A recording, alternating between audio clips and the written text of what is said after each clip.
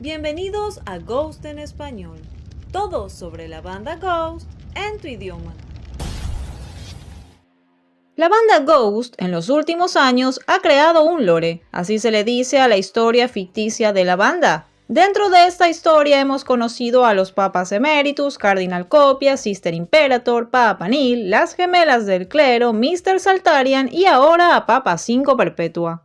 Cuando Ghost se dio a conocer en 2010, la banda no tenía una historia específica, simplemente en las entrevistas decían que su intención era ganar adeptos para el clero y derrocar iglesias. Así continuó por un par de años. Hubo cambio de líder, Papa 2, luego el 3, sin una historia grande detrás. Pero eso no impedía que Ghost manejara un concepto interesante y misterioso, donde en cada cambio de ciclo todo era novedoso y entretenido.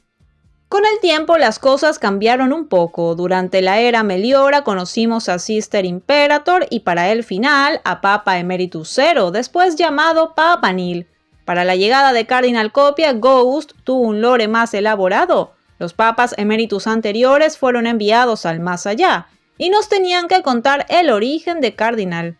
Ghost durante la era Prequel presentó los famosos chapters, algunos con más contenido que otros. Y luego con la película Right Here, Right Now se revelaron más partes de esta historia. En el presente varias cosas se están revelando a través del cómic de Sister Imperator, y ahora nos han presentado a Papa 5 Perpetua, pero queda por contar su origen e historia. Recientemente Tobias Forge declaró que el lore de Ghost tendrá un final, es decir que esta historia ficticia concluirá pronto. Todo esto despertó varias dudas en los fanáticos, por lo tanto, ¿qué significará para la banda el cierre del lore? Tobias dijo que no desea tener una telenovela interminable. El lore de Ghost se basó en el origen de Cardinal Copia, la historia de Sister y Papa Nihil, y ahora sobre la historia de Papa 5 Perpetua. Una vez que todos los puntos se esclarezcan y la historia se cuente en su totalidad, no tendrá sentido alargarla. Por lo tanto, Ghost podría volver a manejarse como lo hizo varios años atrás, con un lore muy superficial pero continuando con su magia habitual. Existieron 3 papas emeritus en el pasado sin tener un lore, por lo tanto Ghost puede existir de esa manera. Finalmente es una banda y la música es y será siempre lo principal.